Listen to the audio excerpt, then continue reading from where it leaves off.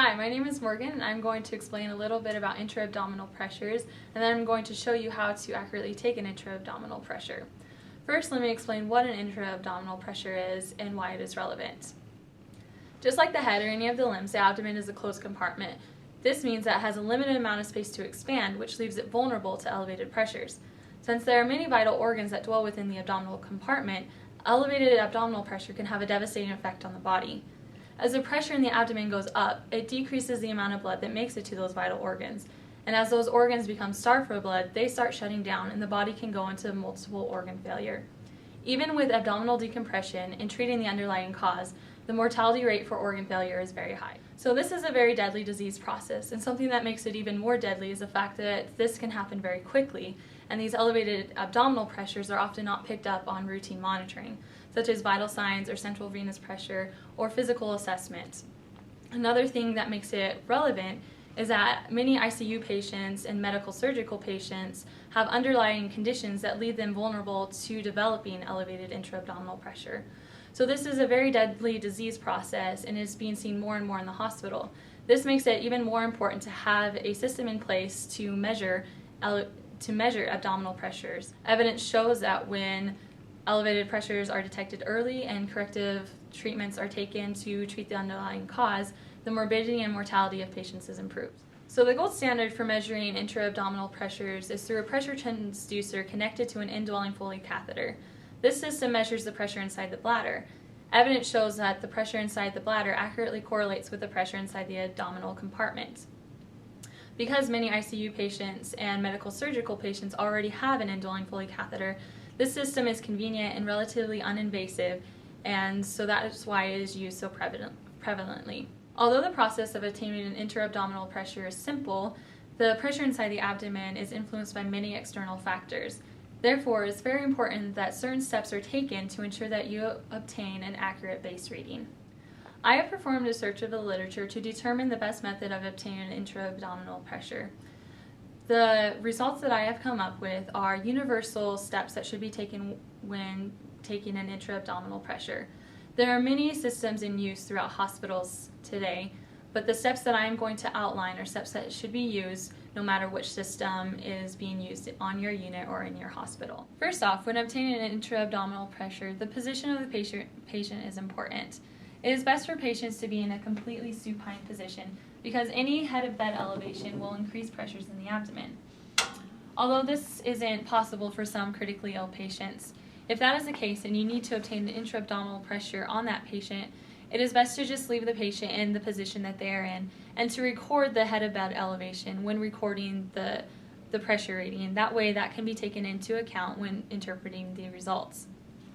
After the patient is laid completely supine, check the catheter. The bladder needs to be completely empty for pressure readings to be accurate. As these patients will have Foley catheters, the bladder should be draining continuously, but sometimes these get kinked or they get airlocked and they aren't draining properly.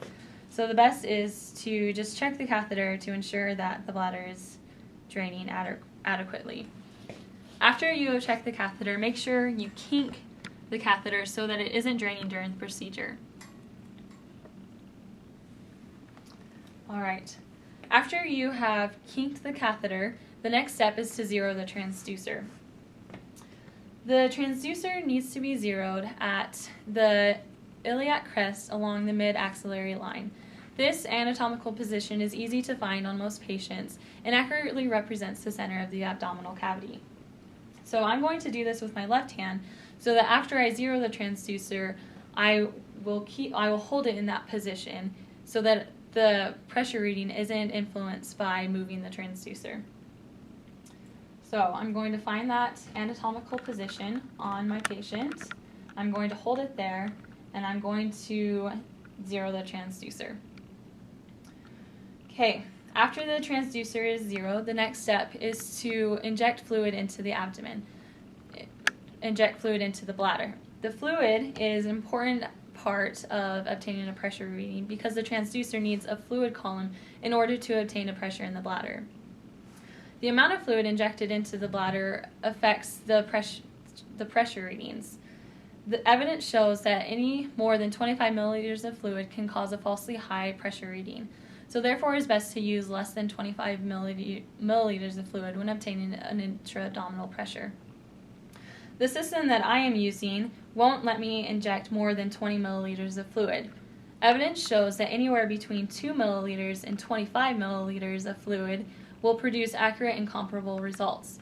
So it is up to the clinician to decide how much fluid to inject into the patient's bladder. With critically ill patients, it is best to use the least amount of fluid as possible. So about around 10 milliliters of fluid would be best for critically ill patients.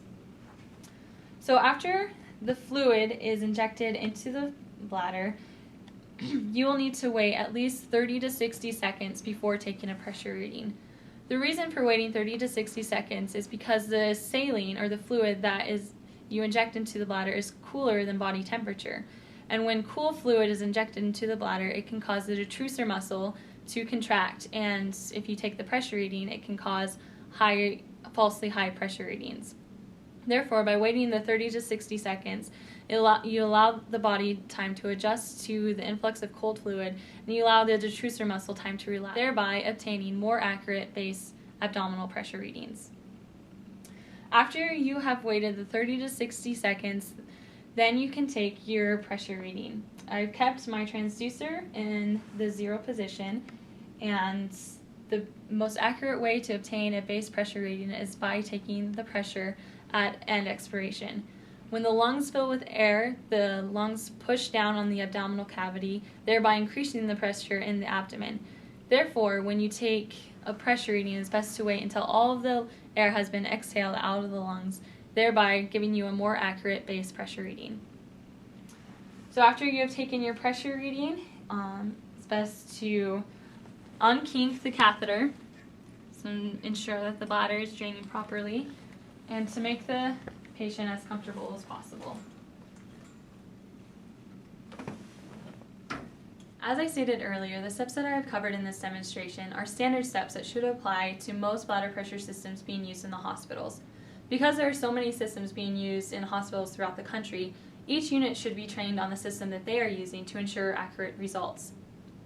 The steps that I have outlined are supported by evidence and have shown to produce the most accurate pressure readings via the bladder. Baseline intra-abdominal pressures should be attained for any patient presenting with 2 or more of the risk factors shown on the screen.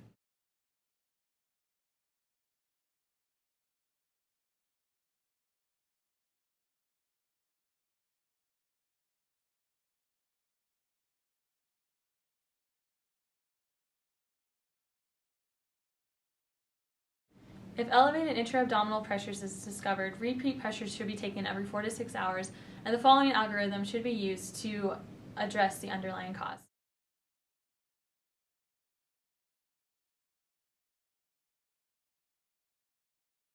By obtaining accurate intra-abdominal pressures combined with early detection and routine monitoring, elevated intra-abdominal pressures can be addressed early, and the morbidity and mortality of patients at risk can be significantly improved.